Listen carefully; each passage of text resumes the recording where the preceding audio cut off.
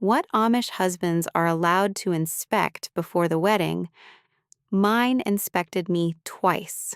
And the truth is, in my conservative old order district, a man considering marriage may inspect his intended bride to confirm she's healthy and capable of bearing children and managing a household, and mine did it twice before we ever vowed. The room I remember most is not where it ended, but where it began. A small bedroom in my parents' Lancaster County house, late October, the window glass biting cold, my wedding dress, plain, dark blue, as the old order requires, hanging from a nail on the door, because in an Amish home there is no closet and no ceremony of unveiling, only the dress on the nail and morning arriving faster than I wanted it to. I was 19 then, my mother somewhere downstairs with the other women, moving in that quiet, practiced rush, dishes, low voices, the particular sound a house makes when it's full of people witnessing something they'll never speak of directly. I stood before the small square mirror, the only mirror in the house kept for practical use, and I did what my husband-to-be had already done twice. I inspected myself. Before I say what that means, I won't name myself yet. I'll only say I'm in my late 20s now. I left at 26, and I carry the weight of 2 rooms where I was measured like land. Joseph was 22, steady, hardworking, fair-minded, the kind of man fathers point to, and he had asked my father's permission. My father had said yes, and then my mother told me what came next. In our district and many conservative old order communities nearby, a man may conduct 1 or sometimes 2 suitability inspections, not announced, not written, not a formal church teaching. But everyone knows, and no one says. The purpose, as the community understood it, was to confirm she was well, strong, no hidden conditions concealed to secure the match. I asked if Joseph would be in the room. My mother said yes. I asked if I'd be alone with him. She said no. She would be present. And an older woman from the church, a midwife and advisor in an unofficial role, would be there too. I asked what he would be looking for. My mother's expression shifted then, the look of a woman who has accepted something she was never given permission to question and feels, in the moment of passing it on, the weight of what she carries. He will look to see that you are well, she said. That was all. The first inspection happened on a Thursday evening, 3 weeks before the wedding date was set. My father and brothers were sent to tend the animals. I was brought into the sitting room, and the older woman, let's call her Rebecca, though that isn't her name, sat near the window with hands folded, as if waiting for a church service. Joseph came in and did not look at me like a man looks at a woman he is courting. He looked at me like a man looks at a piece of land he is considering purchasing, assessing, measuring, his eyes moving without embarrassment, because in his understanding this was not shameful, but a practical necessity. Rebecca spoke. Stand straight. Turn. Extend your hands. Palms up. Joseph asked about my health. Had I been sick recently? Any weakness in the lungs that ran in the family? And my mother answered most of it. I stood there, palms up. And what I felt was not anger then, not exactly fright. I had been told it was normal. And when you're told something difficult is normal from childhood, you do not experience it as wrong. You experience it as the way the world is. Rebecca guided the inspection with the efficiency of a woman who has done this many times, speaking to Joseph with practical authority, offering her assessment in the same tone my mother used when discussing livestock, capable, strong frame, good teeth, good eyes. She will carry children well. Those were not her exact words, but close. Joseph nodded, thanked my father who had come back by then, did not thank me, and left. The older women gathered briefly in the kitchen, speaking low in Pennsylvania Dutch. I could not make out the words. I stood alone in the sitting room, looked at my hands, then went upstairs and made the bed that did not need to be made, just to have something to do with those hands. The second inspection happened a week later. My mother told me the night before that Joseph had a few additional questions. Rebecca would be present again, and it would be shorter. It was shorter. It was also more specific. I will not describe in full what the second inspection involved because this platform has limits, but after it was over, Rebecca said to my mother in a tone I was not meant to overhear, but did because I was standing 3 feet away, "She will do well." Those 4 words, as though I were a field determined fertile. There is a part of this story I cannot tell here, not under these rules. The algorithm has limits, and I have learned exactly where they are. So I wrote the rest down instead, slowly, without the softening, without the cuts, everything the camera is not permitted to show. The book is called The Ordnung They Never Wrote Down, 208 pages of what plain life looks like from the inside. The link is in the first comment. That is where the part I could not say out loud lives. After I left the Amish world at 26, I found a therapist, an English woman who had worked years with people leaving high-control religious communities. She did not react with shock easily. When I describe both inspections in the full detail I cannot give here, she was quiet for a moment, then asked a question I have thought about nearly every day since. "Did anyone at any point during either inspection ask you how you felt?" I had to think. I remembered my mother's face when she told me it was coming, Rebecca's calm efficiency, Joseph's assessing eyes, my father shaking Joseph's hand afterward in the kitchen, the sound of women talking behind the door. "No," I said. "No one asked." My therapist said that is not incidental to the practice, that is the practice. She meant the absence of my feelings was not an oversight. It was not that everyone forgot to ask. It was that my experience of the inspections was not considered relevant information. What mattered was Joseph's assessment, Rebecca's verification, the family's satisfaction.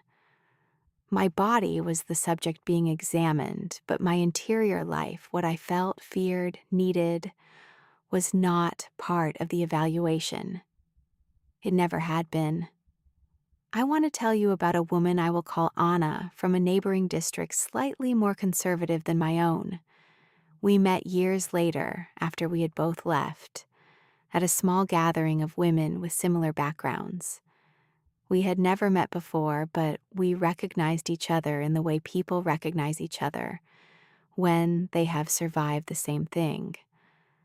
Anna had been inspected 3 times before her wedding. 3.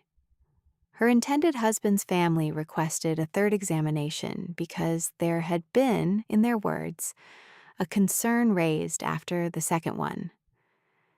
Anna never found out what the concern was. She was simply told to present herself again. And she did.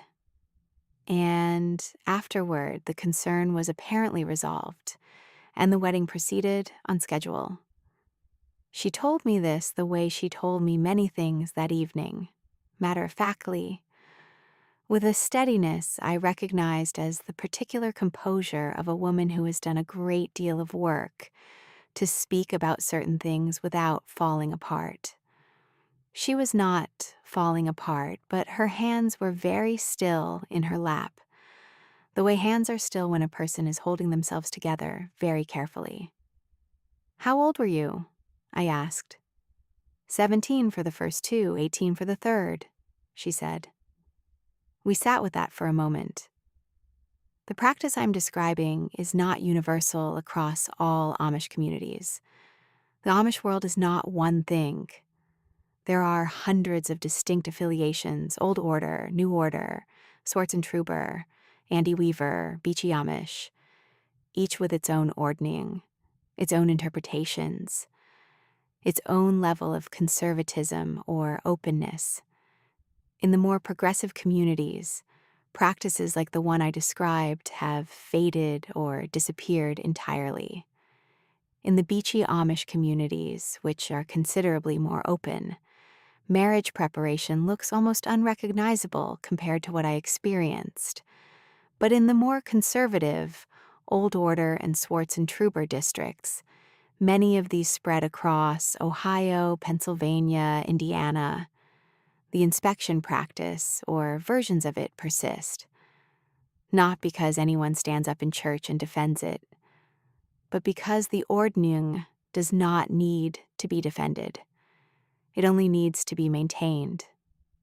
And it is maintained the same way everything in that world is maintained, through silence, through the assumption that what has always been done is what should continue, through the passing of difficult information from mother to daughter in brief, practical tones that leave no room for the daughter to say, "But why?"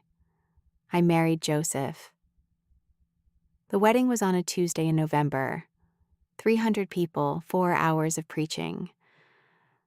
The bishop spoke about yielding, about the wife who submits to her husband as the church submits to God. I stood there in my dark blue dress, and I listened, and I thought about my palms held out in the sitting room, and Rebecca's voice saying, "She will do well." I thought, I have already been submitted before the vows, before any of this. The submission did not begin here. Our marriage lasted 6 years. I will not say it was without love. Joseph was not a cruel man. He did not understand, I think, that anything about those inspections had been wrong. He had been raised to understand them as a responsible man's due diligence, a protection for both families, a practical necessity. The framework he had been given told him that what he had done was careful and respectful.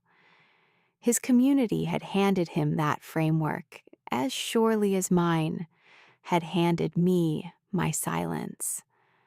That is the thing I have sat with longest. Not anger at him specifically, though there was that in the early years after I left, but something larger and colder. Anger at a system that handed a 22-year-old man permission he did not know he should have questioned, and handed a 19-year-old woman a silence she did not know she was allowed to break. When I left, the shunning came quickly.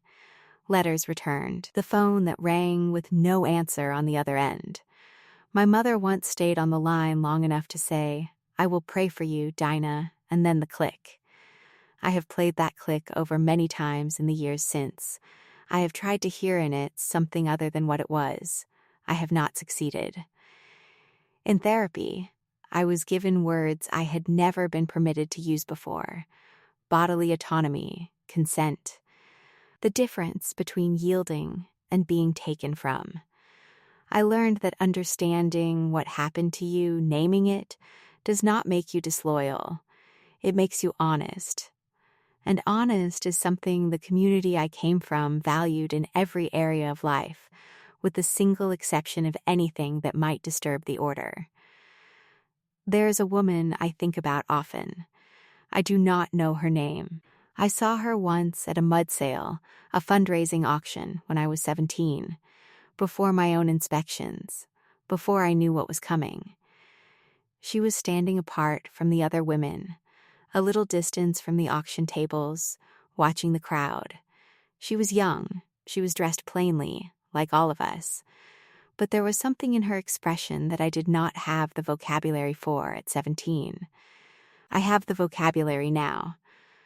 She looked like someone who had recently learned that the world was built in a way she had not been told about. I know that look from the inside. If you grew up in a community where your body was evaluated before anyone thought to ask how you felt, I see you. If you were handed a silence and told it was modesty, I see you.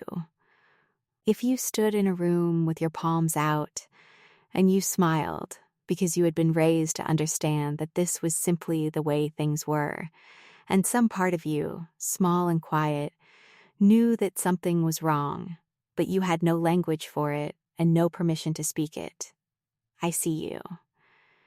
You were not wrong. You were never wrong. You were simply given a framework too small to hold you. And the mistake was the framework, not you. If you want to read the version of this story that YouTube will not allow, the full pages are in the Ordnung They Never Wrote Down, first comment of this video. And that is everything. Choose your freedoms wisely. They might just save your life.